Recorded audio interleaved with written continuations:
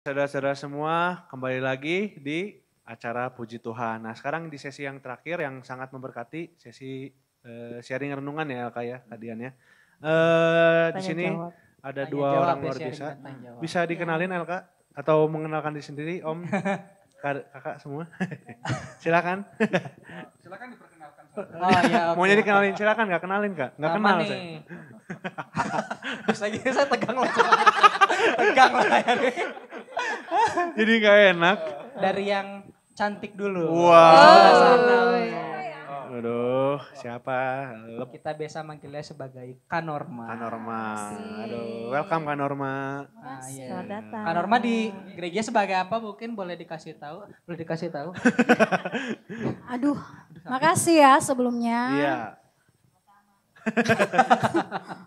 Kayaknya nggak perlu dikenalin karena Udah pada tahu ya. saking terkenal kali ya. Puji Tuhan. Saya suka yang seperti ini.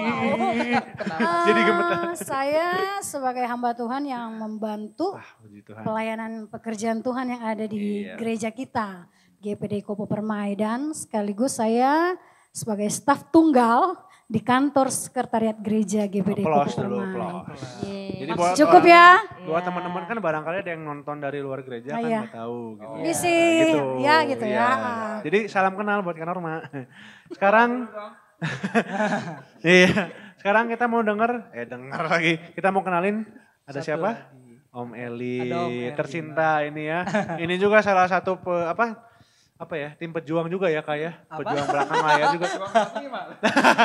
Maksudnya yang pejuang ibadah online semua ini juga termasuk dari Om Eli juga ya. Silakan Om Eli perkenalkan diri. Ketuanya Pak, ketuanya. Oh, Oh, iya. ya ketuanya. Mungkin Om Iya. Eli bisa kenalkan diri sendiri. Om Eli ini posisinya apa? Tanggung banget. Tegang banget ya. Tegang banget gak sih? Bukan dengang, maksudnya umurnya jauh. Iya, Jadi aku salah ngomong. Takut salah. Maksudnya aku aja yang nanya ya, kalau kalian Oh iya benar kejauhan. Kadian. Ulang.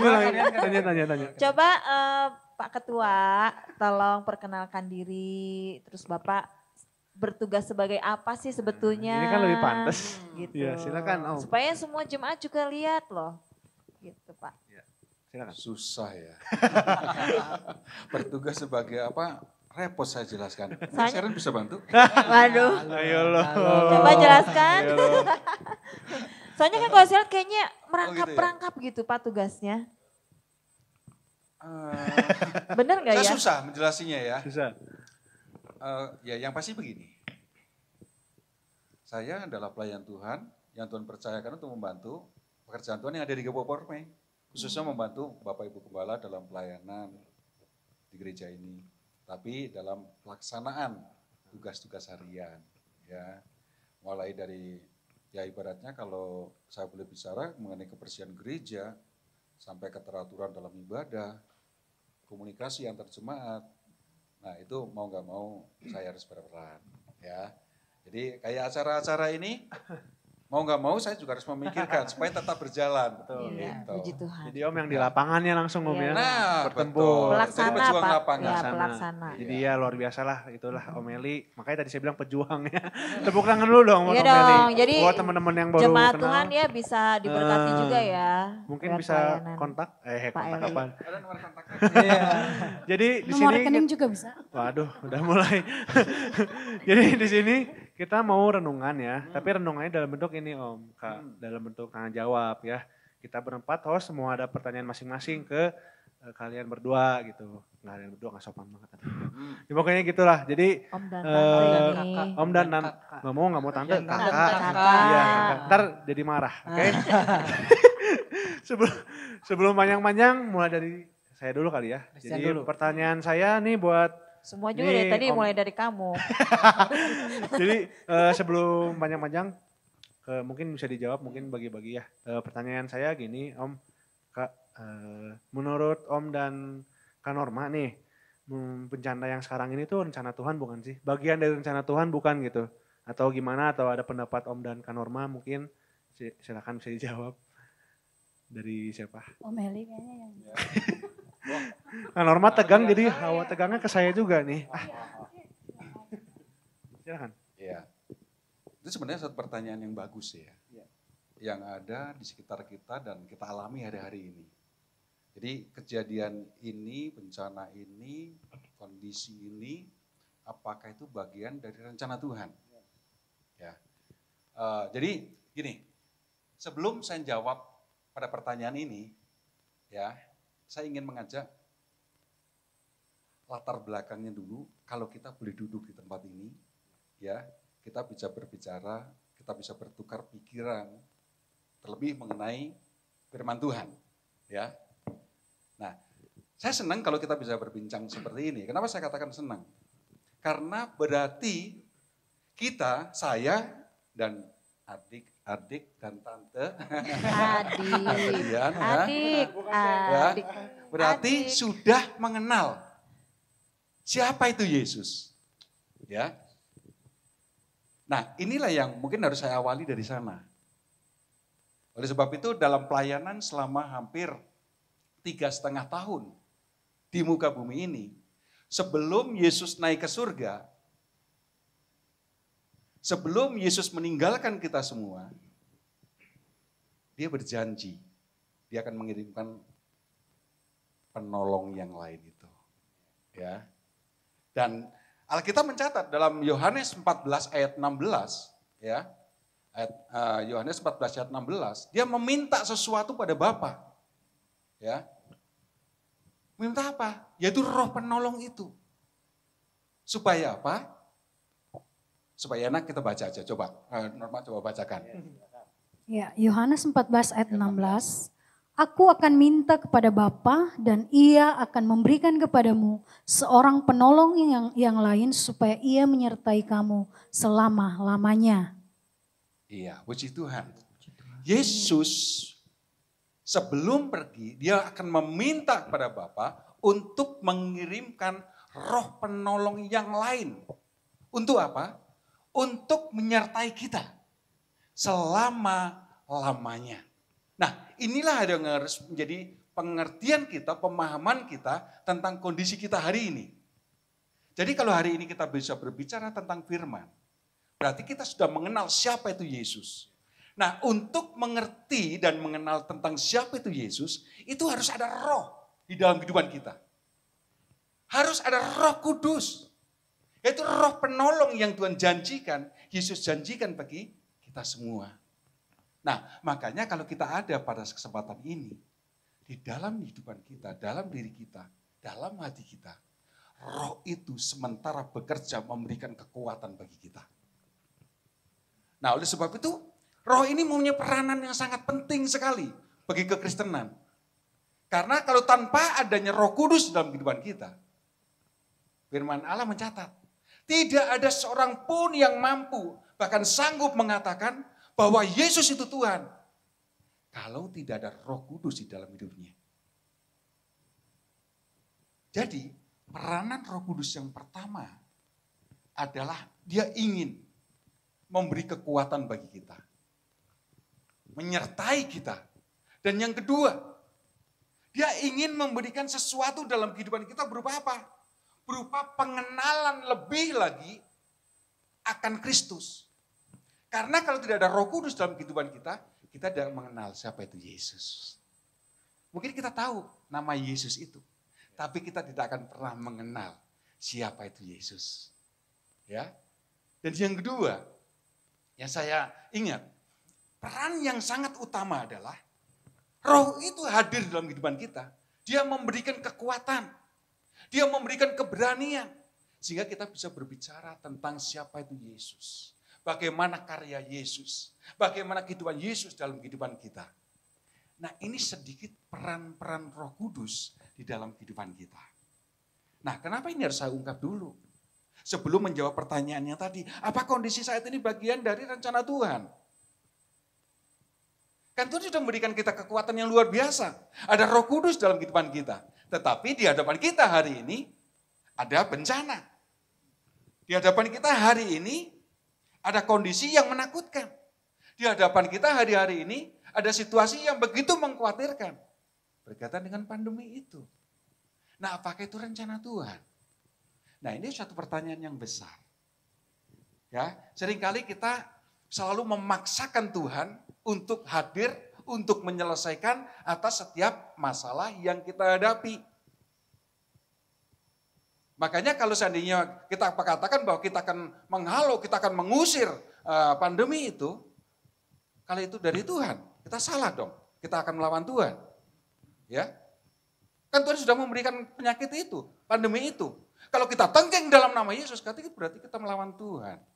Nah, yang utama harus kita pahami, apakah ini benar dari Tuhan, atau memang harus Tuhan adakan untuk kita lebih mengenal Dia lagi.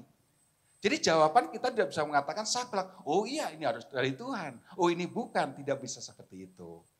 Tetapi firman Tuhan mengajak kita untuk selalu mengenal setiap kejadian, setiap masalah, setiap persoalan yang timbul itu, apakah ini dari Tuhan atau tidak. Karena kita harus sadar, setiap rancangan Allah, setiap rencana Tuhan, tidak ada satupun rancangan Allah yang akan mendatangkan masalah, yang akan mendatangkan malapetaka. Tetapi apa? Mendatangkan kebaikan. Ya kan? Jadi pertanyaannya, apa Meli harus jawab? Ini dari Tuhan atau ini ada bukan? Itu untuk jawabannya sebenarnya lebih kena di dalam hati kita sendiri. Kalau kita mengenal siapa itu Yesus, berarti kita tahu bahwa ini bukan dari Dia. Ya. Kalau kita mengenal Allah kita percaya persoalan masalah yang begitu besar, sulit itu, tentu bukan dari Dia. Tetapi apakah boleh itu terjadi dalam kehidupan kita? Ya. Mungkin kalau berbicara panjang, kesana jawabannya Tuhan mengizinkan semuanya itu. Ingat kan cerita Ayub? Ayub orang yang saleh. Kenapa Tuhan izinkan? Ya kan? Tapi apakah dari Tuhan? Bukan. Iblis yang meminta. Setan yang meminta. Tetapi Tuhan mengizinkan. Artinya itu bukan dari Tuhan. Ya. Jadi jawaban untuk pertanyaan nomor 1, apakah kondisi saat ini bagian dari rencana Tuhan? Balik lagi ke kita lagi mending gitu. Kembali lagi ke kita. Gitu. Tapi firman Allah itu mencatat sebenarnya. Kayak Pengkhotbah 3 ayat 1 sampai dengan 15 itu berbicara tentang segala kondisi itu ada waktunya. Ada waktu kita untuk menangis, ada waktu kita untuk bersuka cita, ada waktu kita untuk menderita, ada waktu kita untuk bersuka-suka dan sebagainya. Jadi segala sesuatu itu ada waktunya untuk kita alami. Ya. Itu dalam Pengkhotbah itu. Ataupun Mazmur 104 ayat 16 dan seterusnya. Kalau itu pun boleh jadi, itu adalah sekehendak, sepengetahuan Tuhan. Tapi bukan Tuhan semata yang melakukan itu. Ya, itu untuk jawabannya. Jadi kembali lagi ke hati kita. Dan kita harus pahami, kitab kita, firman yang Allah sampaikan dalam setiap kehidupan kita. Ya. Gitu. Jadi intinya pertanyaan pertama balik lagi ke kita Om ya. Gitu ya. Balik kita lebih pendekatan dengan Tuhan gitu ya. Ya. Oke.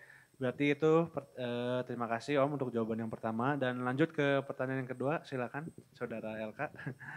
Oke, jadi untuk Amelia atau Kak Norma, pertanyaan dari kami semua pertama, bagaimana nih cara mengatasi rasa khawatir yang kita alami dalam kondisi sekarang? Mungkin kan banyak di kondisi ini kan banyak banget kekhawatiran yang dialami oleh setiap orang-orang, bahkan mungkin jemaat semua ada yang masih khawatir entah tentang kondisi kesehatan atau tentang perekonomian gitu kan, karena banyak banget hal yang terdampak kan sekarang. Nah, bagaimana caranya nih untuk kita mengatasi rasa khawatir yang kita rasakan itu? Gimana untuk Om atau Kak Norma yang mau menjawab? Ya, kayaknya mendingan Kak Norma kali ya. Iya. Coba ya, gantian. Ganti-gantian. Gimana tuh? Ganti-gantian. Pernah takut enggak ya? Ya kayak saya contohnya kan takut ya sebagai guru, wah muridnya nanti ada nggak yang mau sekolah gitu kan, saya khawatir ya. Nanti saya masih kerja nggak kalau nggak ada murid gitu kan. Nah itu gimana tuh ya, Ses Norma? Ya kalau Kak dulu saya minum dulu. Oke, sekarang ada pertanyaan yang kedua nih buat Om Eli dan ataupun Kak Norma. Ya, lagi di sidang. Iya. Nah, kan kondisi sekarang nih kondisi yang bukan kondisi yang nyaman, bukan kondisi yang damai kan ya. Jadi banyak banget mungkin dari saudara-saudara ataupun kita semua mengalami satu hal yang namanya kekhawatiran. Entah kekhawatiran tentang kesehatan, kekhawatiran tentang ekonomi, ataupun tentang kegiatan-kegiatan kita sehari-hari nih. Nah kalau gitu gimana nih cara buat kita anak-anak Tuhan untuk menghadapi rasa khawatir itu yang kita pasti alami itu setiap hari kita, entah kita ketemu sama orang, entah kita kerja di rumah pun pasti ada rasa kekhawatiran itu muncul di saat-saat seperti ini. Nah kalau gitu gimana menurut Om Eli atau Kak Norma? Kak Norma dulu mau jawab? Hah? Atau? Ya. Yes. Puji Tuhan. Yes. Sesuai pertanyaan tadi ya, kalau mau bicara tentang kondisi yang terjadi sekarang, ya wajar ya, manusiawi. Atau boleh dikatakan, wah terlalu hebat kau kalau kamu bilang, oh dengan kondisi sekarang saya aman-aman aja, baik-baik aja. Pasti semua orang itu ada memiliki rasa itu, rasa khawatir, rasa takut. Karena kita lihat yang terjadi sekarang ya saudara, bukan hanya saya melihat, kita semua pasti melihat dan mengalami sendiri bagaimana situasi yang kita alami di hari-hari ini. Tadi seperti kata khawatir. Nah wajar kita khawatir. Saya sendiri khawatir saudara. Bahkan tadi kita di sini punya profesi ya, pekerjaan seperti Miss Dian seorang guru ya. Sebagai guru bingung apalagi ini periode kenaikan kelas kan, naik tingkat, otomatis sekolah atau yayasan pendidikan berpikir, aduh akan seperti apa sekolah ini akan dibawa. Apalagi dalam kondisi seperti hari-hari ini. Ya, jadi otomatis setiap guru khususnya ya, saya ke guru dulu. Pasti kita khawatir, guru-guru khawatir, duh bagaimana adakah tahun ajaran baru ini, adakah siswa-siswi atau anak murid yang mau mendaftar. Karena apa? Saya katakan demikian karena orang tua pasti takut, aduh sedangkan kita diminta untuk menjalani protokol kesehatan, menghindari perkumpulan yang banyak, bahkan kita kalau bisa diminta untuk stay at home. Ya, diam di rumah, apalagi untuk berdekatan, berjabatan tangan, berinteraksi dengan orang lain itu kita dibatasi jaraknya. Nah itu pasti kita khawatir, duh bagaimana ya. Dan otomatis itu juga berpengaruh kepada penghasilan guru bukan? Nah itu jadi kalau kita melihat dari sudut itu saudara pasti kita khawatir.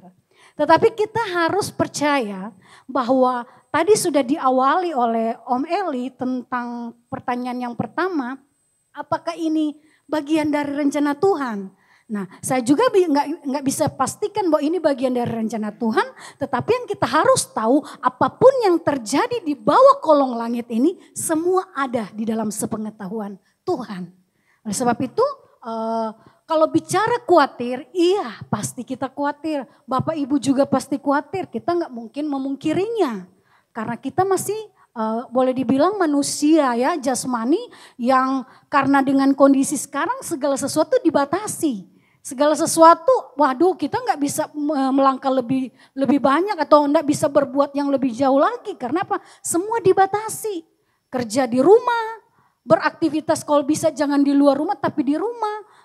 Dan itu mungkin bagi orang-orang yang berpenghasilannya itu bisa berdampak sekali dalam hal perekonomian, dalam hal finansial kita. Apalagi sebagai seorang yang pekerja.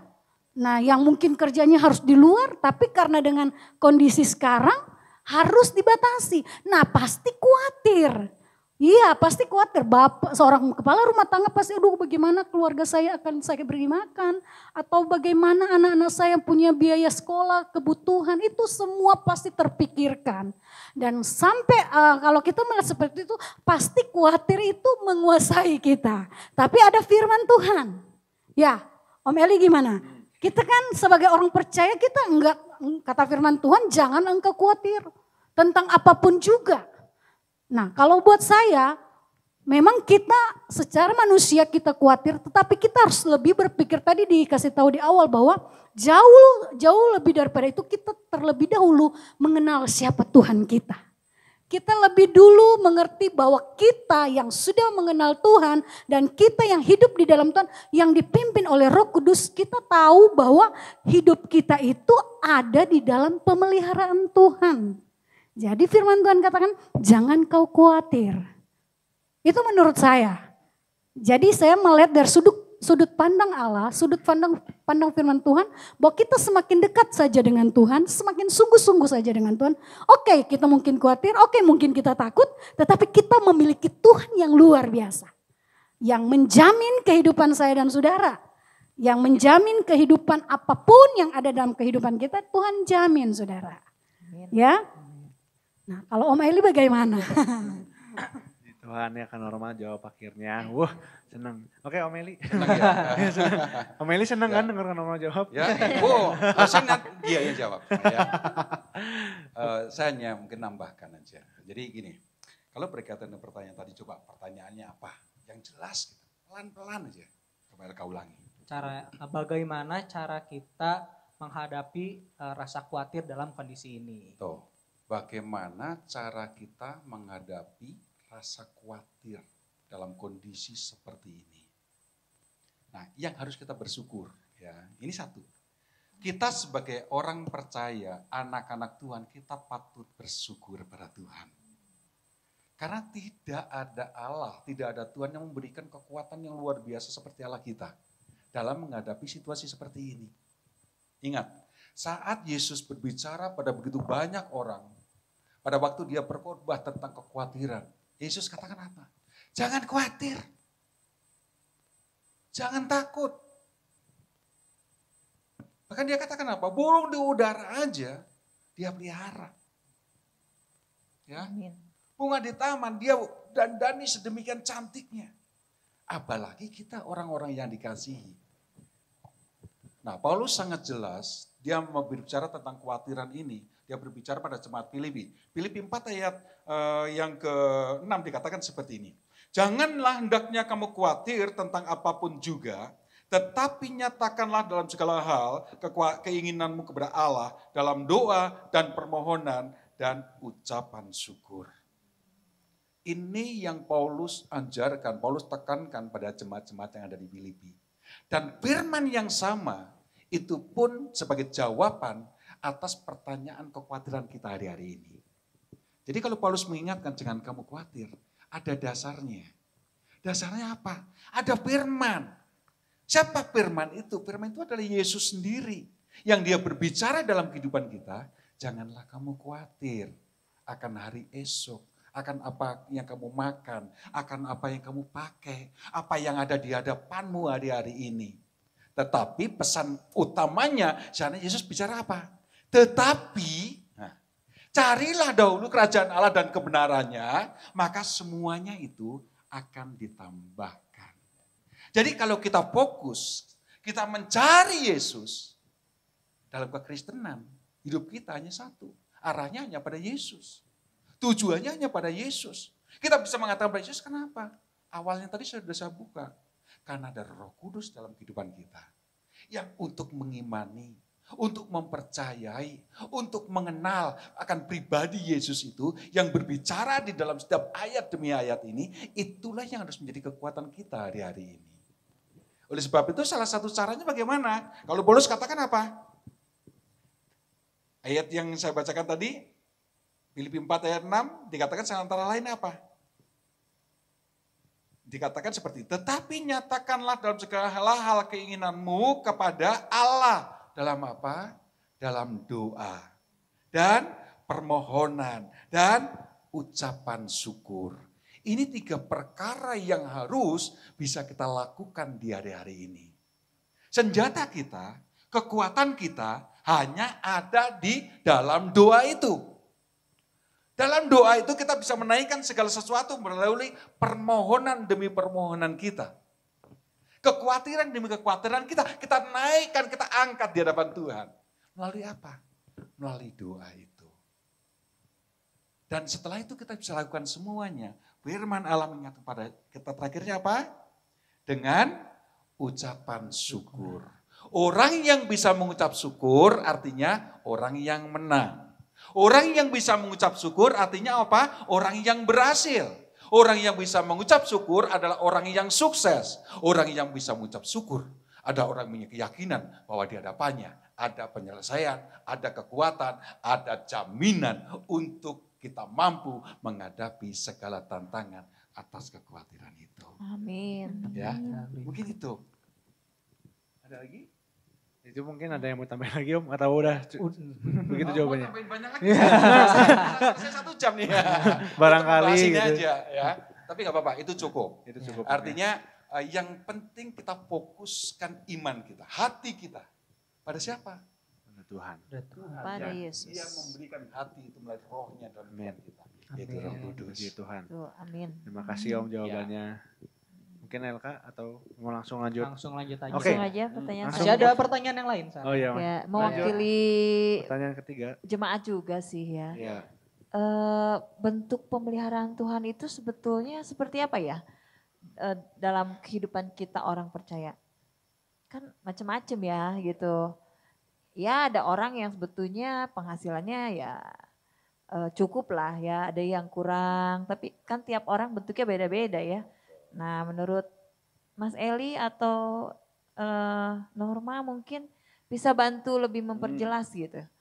Jadi mewakili perasaan hati gitu ya, seluruh jemaat Tuhan lah gitu. Gimana Mas? Siapa ini? Kan normal lagi yang Nah, dilihat. atau saya? Sok. Iya. Ya bebas lah, sweet boleh, Ganti-gantian. sweet lah, sweet sekarang. Jadi yang tua yang ngalah ya. Puji Tuhan ngaku. Haleluya. Jujur. Dan jujur Dan, ini saya kasihan Denny udah dari tadi berdiri terus di depan saya. Ya.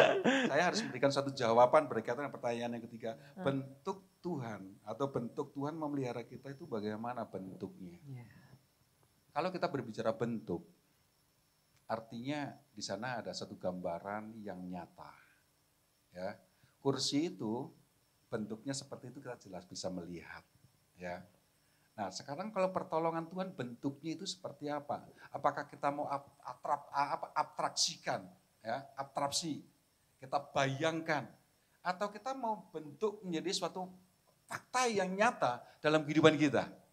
Nah ini sebenarnya untuk menjawab tentang hal ini sebenarnya berkaitan dengan apa yang ada dalam hati kita yang dikatakan itu dengan iman, ya. Jadi balik lagi iman. Balik lagi ke iman. Karena iman itu adalah yang membawa kita pada sesuatu yang, kalau firman Allah mencatat, yang tidak kita lihat, ya, tidak kita dengar. Itulah iman itu, tapi timbul di dalam hati kita. Nah, begitu juga dengan penyertaan Tuhan yang nyata dalam kehidupan kita, tentu dalam setiap pribadi orang itu akan berbeda. Dalam mencikapinya, dalam menganalisa atas jawaban-jawaban bentuk atas pertolongan Tuhan itu mungkin akan berbeda-beda. Tetapi yang pasti, bahwa Tuhan, janji Tuhan, ini yang harus pegang. Janji Allah, Dia akan selalu menyertai kita, itu janjinya. Dan yang kedua, janji Tuhan, Dia tidak pernah merancangkan sesuatu yang jahat, yang jelek, yang tidak menguntungkan manusia. Tetapi janji Tuhan adalah rancangan-rancangan yang damai sejahtera. Artinya yang menyenangkan, yang membangun setiap kehidupan kita orang percaya. Nah oleh sebab itu jawaban untuk melihat ke sana adalah bagaimana kita menangkap sesuatu yang kita terima dari Tuhan itu, bentuknya kecil ataupun besar, kita mensikapi atas yang kita terima itu, itulah sebenarnya bentuk nyatanya. Contohnya, kalau hari ini kita sehabis pelayanan misalkan sangat lapar sekali, ya, ternyata ada yang tergerak, ayo kita beli mie beramai-ramai kita di depan. Walaupun hanya semangkok mie, bakso yang kita terima. Kalau kita ada rasa syukur, ada rasa kita ucapan terima kasih di hadapan Tuhan, satu mangkok itu berharga dan kita bisa mengucapkan syukur itu di hadapan Tuhan. Itu nyata. Tetapi ada orang yang karena sudah biasa setiap hari makan mie, begitu kita ajak menikmati mie itu, dia melihatnya ini biasa aja. Biasa, saya udah biasa makan mie lebih enak lagi dari ini. Ya. Nah ini kenyataan-kenyataan yang ada di dalam kehidupan kita. Jadi bentuk konkret atas setiap pertolongan Tuhan itu ukurannya adalah di iman kita. Bagaimana kita mensikapi atas setiap pemberian Tuhan, setiap pertolongan Tuhan, itulah yang bukti konkret yang bisa kita angkat di hadapan Tuhan. Kalau hari ini kita berbicara tentang pandemi yang kita hadapi, kita kekhawatiran yang begitu dalam, tapi kita bisa tetap bertahan. Dan kita bisa mengucap syukur atas pertolongan Tuhan. Bahkan kita bisa melihat, oh Tuhan terima kasih. Hari ini saya bisa bertemu dengan murid saya. Hari ini saya bisa bertemu dengan rekan guru saya. Hari ini saya bisa bertemu dengan jemaat. Itulah kesempatan yang besar yang Tuhan berikan pada kita. Dan itu adalah bentuk konkret pertolongan Tuhan yang nyata dalam kehidupan kita. Murid kita sehat, guru kita sehat, jemaat yang kita temui sehat. Itu bentuk konkretnya. Nah, apakah setiap orang bisa mengatakan bahwa itu pertolongan Tuhan?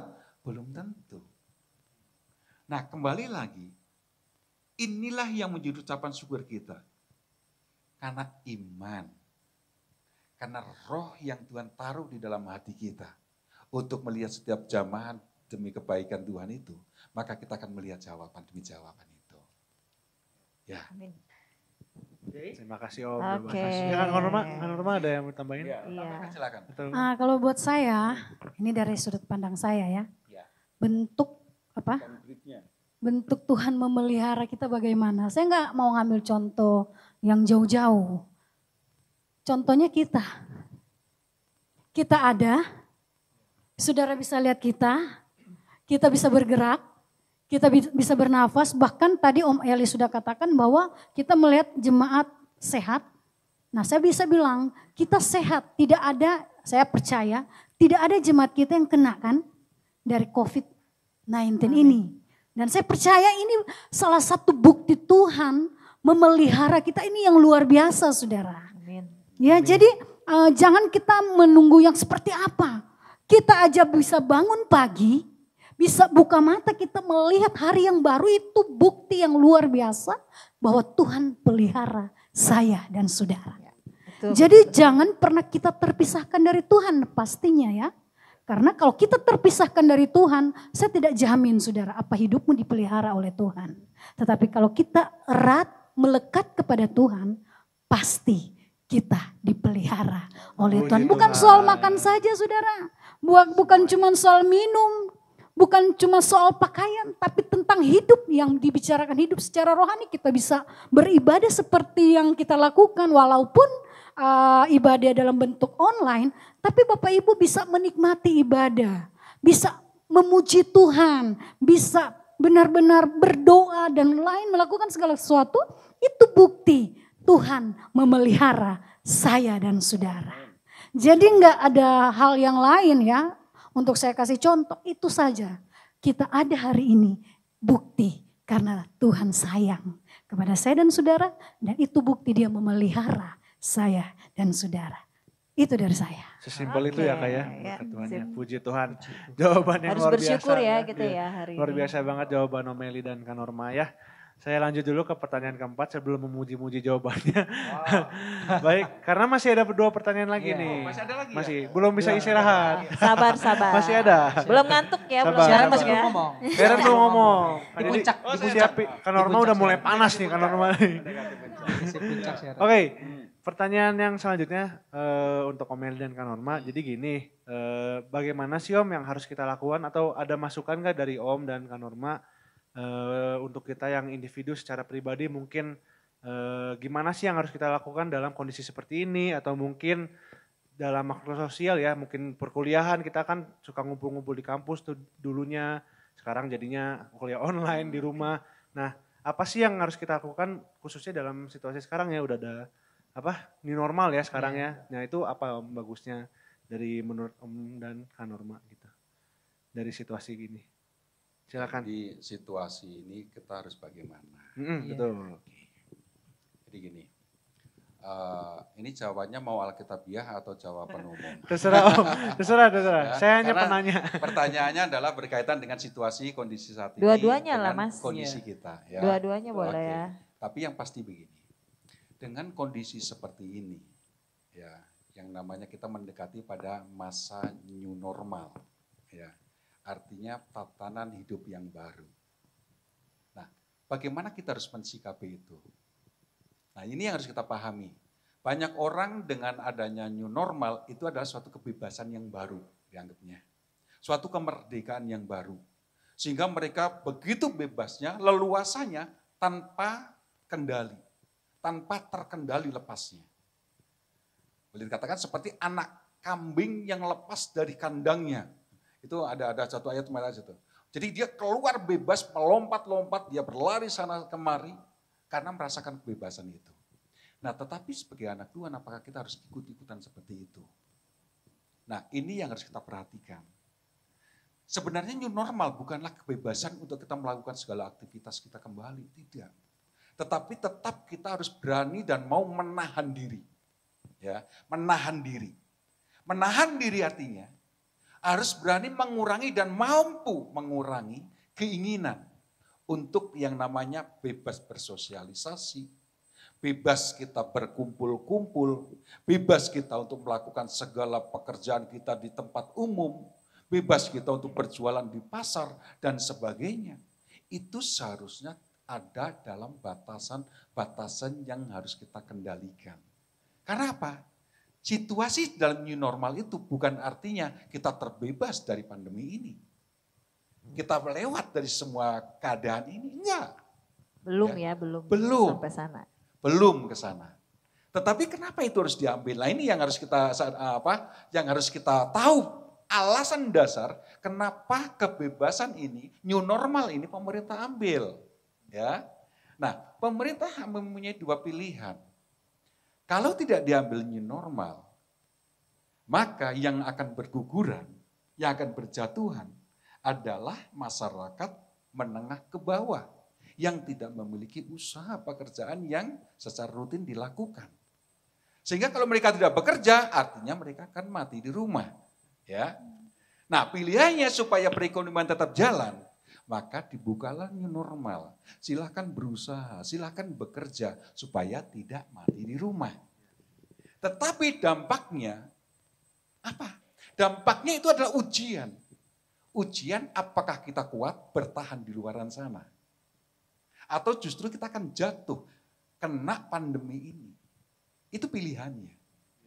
Nah, oleh sebab itu saran saya khususnya untuk kita orang beriman, orang percaya yang mengandalkan bahwa Tuhan itu selalu menyertai dan menolong saya setiap saat, kita jangan gegabah.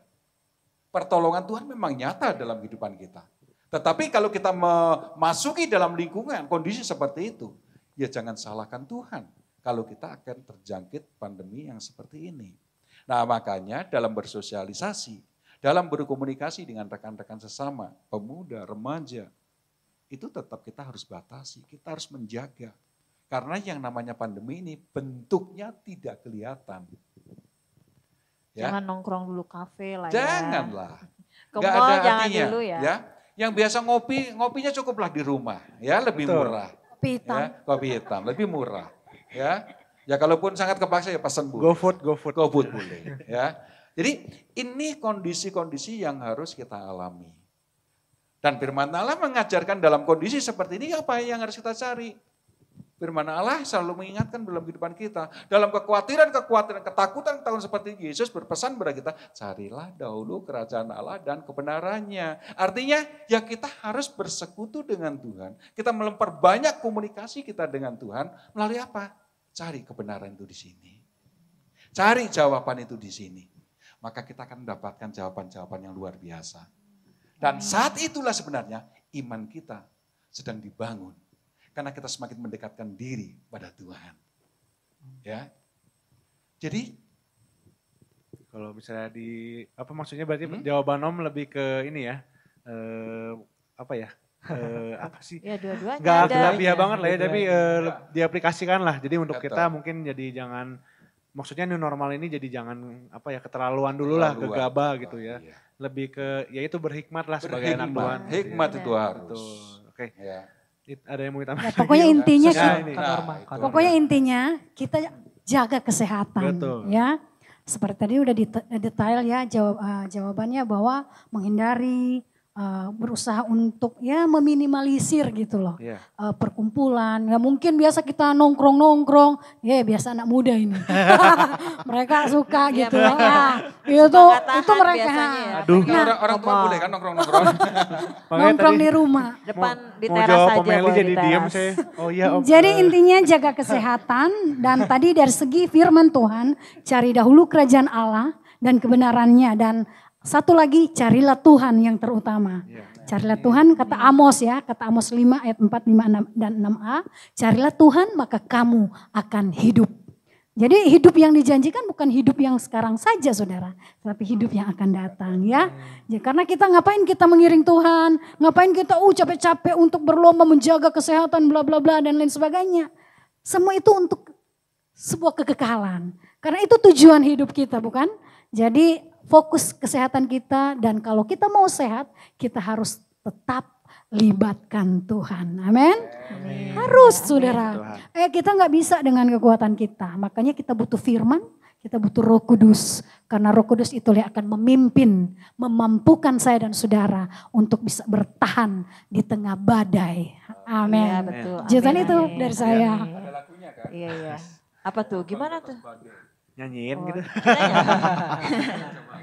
Jadi waktu-waktu ini justru kita harus bisa lihat gitu ya bahwa Ya. ini adalah waktu yang Tuhan kasih untuk kita di rumah pakai untuk lebih dekat gitu ya sama Tuhan. Jadi jangan mengeluh ya, bersyukur Ya. tadi ya gitu. Dan ya. satu lagi ya, yang saya lihat ya, dengan adanya kita dirumahkan, stay at home saudara, ada banyak hal yang Tuhan mungkin ada di kita yang selama ini tidak nampak, justru terlihat. Bakat-bakat yang terpendam. Ya saya lihat kan, Contoh. orang yang tadinya malu berdagang, yang tadinya malu ternyata sekarang mau dia bos sekalipun tetap mempromosikan apa yang menjadi karya dia dari rumah, dan ternyata luar biasa. Semuanya itu Tuhan punya tujuan ternyatanya, mendatangkan kebaikan bagi setiap kita yang mengasihi Tuhan. Kayaknya itu aja. Oh iya, saya tambahkan nih. Boleh. Ini pengalaman ya. Makanya tadi kan firman Allah katakan carilah dahulu kerajaan Allah dan kebenaran. Ya. Nah, saya mengalami gini. Seringkali kalau kita doa, kita saat teduh bersama-sama, kan kita biasanya hanya sekedar membaca Alkitab kan. Kita baca selesai, mau mengerti atau enggak selesai. Nah, saya coba menerapkan begini. Karena ini untuk mencari dan mengenal Allah kita itu kita harus bisa juga berusaha kan. Nah sekarang dengan zaman teknologi yang sangat-sangat luar biasa ini, kita bisa belajar mencari lebih mudah. Jadi berbicara tentang carilah Tuhan, berarti kita harus mengenal Tuhan. Ya, nah caranya bagaimana? Ini ada satu saran dari saya, masukan. Pada waktu kita ngadakan doa bersama, sharing di keluarga, baca ayat. Jangan hanya sekedar baca. Manfaatkan itu untuk mengerti dari setiap bagian yang kita baca. Bagaimana caranya? Oke, kita selesaikan misalkan satu pasal. Ya, misalkan kita baca tentang Ayub. Pasal 1 kita baca selesai. Nah, latar belakang kejadiannya itu apa? Masalahnya apa, kondisinya bagaimana, itu kan bisa dicari sekarang. Nah itu kita coba cari di dalam Alkitab kita. Di sana itu ada kamus, di sana itu ada konkordasi dan sebagainya. Pada waktu itu kita linkkan, kita membaca satu pasal itu, kita cari penerjemahan, pemahamannya, kita dapatkan di sana. Apa maksud ayat ini? Apa tujuan ayat ini? Apa pokok-pokok yang dibicarakan di situ? Nah itu kita bisa memahami, oh ternyata seperti ini ya maksudnya. Jadi pada waktu kita hanya sekedar baca, mungkin kita bayangkan, oh kejadian ini boleh terjadi karena Tuhan mengizinkan atas kejadian ini, atas kehidupan Ayub. Selesai. Tapi kita tidak tahu makna dan tujuannya. Bagaimana iblis melakukan itu? Kenapa Allah membiarkan itu? Nah itu ada penjelasan itu. Nah itu sebagai pembelajaran kita saat kita berbicara tentang firman. Jadi tanpa sadar kita belajar membaca, tapi juga dapatkan maknanya untuk kita menyiapkan renungan-renungan singkat kita. Kalau itu dalam keadaan kondisi apapun. Nah itu saat mencari Tuhan itu, ya itu tambahan. Jadi kayak lebih mendalami lagi Om Lebih ya. mendalami. Oke, Karena bagus. banyak banget. waktu. Betul. Tinggal di rumah kan. Benar. Jadi bagus juga ya masukan dari Om Eli itu ya, bisa diikutin teman-teman ya. Oke, lanjut ke pertanyaan terakhir nih ke saudara kita. Ke puncak. Iya. Bisa didengar dari yang paling kecil. Oh, masih ada. Masih ada Iya. yang terakhir. Ya, tadi masih terakhir. diam, masih Masih nunggu, diem. nunggu, Lagi mikir ya. Apa lagi? nunggu Ayo, timing. Semangat Silakan, Sharon. Ya, pertanyaan terakhir nih dari aku mungkin ngewakili teman-teman yang seusia sama aku gitu ya. Temen aku juga sempat nanya kayak, duh kita udah nggak bisa pergi-pergi lagi nih gara-gara ada COVID ini. Kira-kira kapan sih, kapan hilangnya gitu kan? Terus kayak kondisi di China, di Korea gitu, tadinya udah hilang, terus sekarang muncul lagi gitu kan. Yang pengen aku tanyain tuh kondisi ini tuh bakal semakin membaik atau semakin memburuk gitu. Menurut Om Eli atau Mana Iya. tuh? Iya. Akan membaik atau memburuk? Memburuk. Berat Nah, emang ini pertanyaannya, kita berat harus juga ya. meramal nih. Atau enggak mungkin lebih harus lebih pakai ilmu ahli nujum. lebih tepatnya jadi ngakak. Maksudnya menurut Om Eli dan Kak Norma dalam situasi sekarang ini semakin membaik atau memburuk sih gitu ya. Iya. Gitu ya. Untuk sekarang gitu pendapat Om paling Eli. kecil pertanyaan tuh yang makin paling berat ya. Ini paling berat. Itu berat banget. Bukan saya, Bukan saya. papanya. Kita harus menerawang jauh ke depan nih. Ya. Makin susah dijawab Makin memang susah ya. dijawab. Pertanyaannya susah. Ya. Ntar scan roh dulu. Kayaknya secara nanya pemerintah juga Ya. pemerintah bingung Iya. ya. Jadi jawabnya tuh gimana ya? Semakin Mewakili baik pemerintah atau Indonesia memburuk Om ya? jawabnya Om. Ya, Mewakili. jadi saudara mewakili dari pemerintah. Kaget pertanyaan. Hari ini saya harus mengatakan. Jadi Silakan gini, Om. kondisi baik buruk itu kembali di dalam angan dan pikiran kita. Ya. Jadi kita mengatakan sesuatu itu baik, sesuatu buruk itu tergantung bagaimana image kita tanamkan atas masalah itu. Contoh, pada saat saya menghadapi suatu persoalan, mungkin saya mengatakan, padahal persoalannya apa? Saya perlu uang sekitar 5 juta yang harus ada dalam jangka waktu 1 minggu. Bagi saya itu adalah bencana yang sangat besar, sangat buruk untuk menjawabnya itu bisa atau tidak.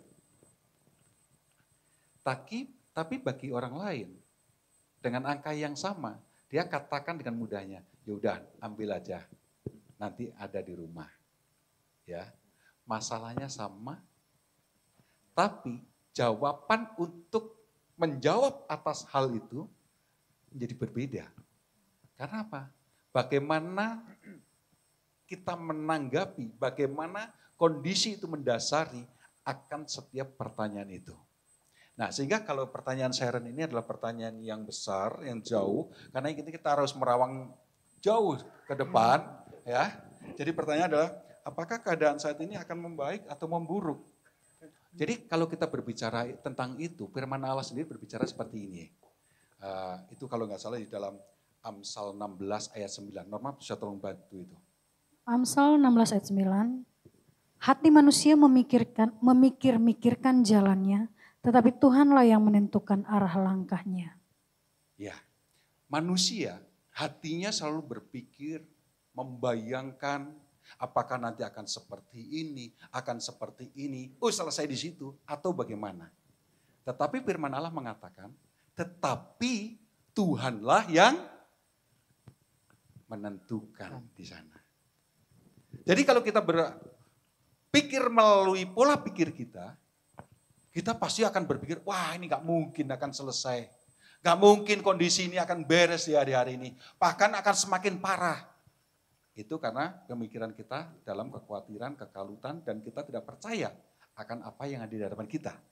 Ya. Tetapi beda bagi orang yang mempunyai iman yang begitu besar. Seperti kalian di sini saya percaya iman kalian terlalu yakin bahwa kondisi ini pasti akan cepat membaik. Betul? Amin. Karena punya iman bahwa Tuhan pasti akan turut bekerja di dalam kondisi seperti ini. Ya. Jadi kalau manusia boleh mereka-mereka yang jahat, mereka-mereka yang baik, mereka-mereka yang tidak mungkin kita capai, kita kan menjawab, nggak mungkin. Ini akan segera berakhir. Tetapi kalau iman kita mengatakan bahwa kalau Yesus bekerja dalam setiap langkah kehidupan kita, kalau Roh Kudus itu menyertai setiap langkah kita, maka bagi kita semuanya itu akan mengarah pada suatu kebaikan. Ya, amin. Ya, kembali lagi, rancangan janji Tuhan pada kita. Rancangan dia nggak pernah untuk mencelakakan kita, enggak. Tapi rancangan dia adalah rancangan yang terbaik bagi kita. Sehingga saya terlalu percaya, kalau kita memiliki iman, jawabannya adalah harusnya hari ini harus semakin baik. Bukan semakin memburuk. Tetapi harus dikuatkan dari dasarnya di sini. Dari iman kita, dari percaya kita. Kalau iman itu sudah hilang dari hadapan kita, dari kehidupan kita, kalau Roh Kudus itu sudah hilang dari hadapan kita, jadilah jawaban kita yang tadi akan semakin buruk. Jadi kembali, sebagai orang beriman, kuncinya adalah di hati kita. Kuncinya adalah di firman Allah. Apakah kita akan mereka-reka menurut pemikiran kita, atau kita akan mendengarkan suara Tuhan? Firman Tuhan mengatakan, maka Tuhan kalau buat baik, Tuhan pasti akan buat baik. Hanya waktunya kapan? Jawabannya, lidah kita tidak akan bisa menjawab. Itu rahasia Allah. Nah, kalau berkaitan dengan konkret atas pertanyaan ini, apakah keadaan saat ini akan membaik atau memburuk? Kembali lagi, jawaban lidah kita mungkin akan dengan mudah mengatakan akan semakin memburuk. Kenapa? Karena manusia semakin bebas. Manusia semakin semaunya sendiri hari-hari ini. Dan itu persis dengan apa yang Yesus katakan mendekati akhir zaman nanti. Manusia akan berbuat menurut kemauannya sendiri, susah dikendalikan. Susah diatur ya. Susah diatur. Dan itu akan terjadi, dan kalau itu terjadi, maka puncaknya adalah keburukan yang akan terjadi. Apakah Tuhan izinkan? Firman Allah berbicara tentang akhir zaman, kondisi manusia akhir zaman itu seperti apa. Di Matius sangat jelas dan dibicarakan bagaimana sifat kehidupan manusia di akhir zaman itu. Berarti kita harus berperan ya Mas Eli untuk kasih tahu teman-teman kita ya untuk mau ikut aturan begitu ya. Betul. Itu peranan kita Berdisiplin sebenarnya. ya. Jadi sebagai orang percaya, orang beriman, kita jangan lepas tangan. Kita lihat teman-teman kita jangan sampai mereka terjerumus dengan pergaulan komunikasi yang begitu bebasnya di hari-hari ini. Justru peranan kita menabur itu. Menabur melalui apa? Perkataan kita, nasihat kita. Nasihat itu sumbernya apa? Harus berdasarkan firman. Itu. Jadi banyak hal yang hari-hari ini mendorong kita untuk melihat kondisi-kondisi yang seperti itu. Makanya dalam Yeremia 29 itu dikatakan seperti ini. Coba Nur, Yeremia 29 ayat 11. Yeremia 29 ayat 11, sebab aku ini mengetahui rancangan-rancangan apa yang ada padaku mengenai kamu. Demikianlah firman Tuhan, yaitu rancangan damai sejahtera dan bukan rancangan kecelakaan untuk memberikan kepadamu hari depan yang penuh harapan. Ya, puji Tuhan. Itulah rancangan Tuhan kita. Ya. Sehingga kalau kita memikirkan ke depan ini sudah semakin buruk atau semakin baik. Kalau iman kita berdasarkan firman Allah, kalau pemikiran kita berdasarkan roh yang ada di dalam kehidupan kita yang Tuhan sudah berikan dalam kehidupan kita, yaitu Roh Kudus, maka kita akan melihat jawabannya. Di hadapan kita ada sesuatu yang baik. Jadi kondisi di hadapan kita harusnya semakin baik. Karena rancangan Tuhan menujunya adalah pada suatu kebaikan dalam setiap kehidupan kita. Amin. Nah, itu mungkin yang bisa kita sampaikan untuk menanggapi atas pertanyaan Sharon ini. Ya. Dengar share. Jadi, tapi kalau Sharon nanyanya yang aneh-aneh, ini bisa jadi Om Eli harus menerawang lagi, harus meramal jadinya. Ya. Tapi kita harus pakai acuannya adalah firman Allah, firman Tuhan. Ya. Itu yang harus kita pakai, pedoman kita di hari-hari ini. Makanya sekali lagi, carilah dahulu, apa yang tadi ya yo? Dengar Sharon, dengar. Itu harus dicari dahulu hari-hari ini. Ah Sharon mah, lepotin. Bukan ditinggalkan. Supaya kita bisa memberikan satu tanggapan, jawaban pada teman-teman kita. Iya. Iya, Ya. betul. Kita jangan, kalau berani mengatakan mereka, jangan. Dasarnya apa? Dasarnya adalah ini, gitu. Iya. Ya. Jadi Oke. mungkin jawaban secara konkret, kapan beresnya mah nggak bisa kita ngomongin ya Om ya. Tapi yang kita bisa tahu adalah ya, kita mau berharap yang terbaik aja dengan beriman Iya. dengan Tuhan itu. Yang penting iman kita pada Tuhan. Dengan kondisi seperti ini, iman kita jangan luntur. Iman kita jangan goyah, tapi semakin perkokoh, semakin perkuat. Caranya gimana? Semakin dekat, semakin cari Tuhan, semakin berkomunikasi dengan Tuhan. Maka kita akan melihat kemuliaan demi kemuliaan atas semua jawaban kita. Bahkan pertolongan atas kehidupan kita. Ya. Amin. Baik, sekarang gilirannya Kak Norma kayaknya nih mau jawab nih. Mau jawab gak Kak Norma? Saya sedikit menambah. Oke. Tadi kan dibilang bahwa apakah ini akan makin baik, makin buruk. Tadi sempat juga sharing dengan Om Eli bahwa memang firman Tuhan bilang bahwa di hari-hari terakhir bukan hari-hari yang baik. Bukan makin baik, bukan makin mengenakan, bukan makin apa yang aku mau pasti jadi, enggak. Justru semakin sulit, semakin sukar. Nah tapi tadi saya aminkan bahwa itu kembali kepada iman kita. Karena satu ayat firman Tuhan di dalam Matius pasalnya yang ke-28 ayat 20 di situ katakan bahwa Dia akan menyertai kita senantiasa sampai kepada kesudahan alam atau akhir zaman. Jadi mau bagaimanapun kondisi, mau baik ataupun buruk atau tadi kita kan hanya bisa mereka-reka, menebak-nebak, boleh dikatakan mereka-reka, mengira-ngira. Makin baik enggak ya? Akan semakin gimana ya? Kita enggak usah, sebenarnya kita boleh dikatakan kalau berpikir masa bodoh, ya enggak, gue enggak pusing, yang penting saya ada di dalam Tuhan. Saya yakin hidup saya dijamin oleh Tuhan. Kan firman bilang dia menyertai. Nah kalau dia menyertai berarti segala sesuatu itu di cover oleh Tuhan. Segala sesuatu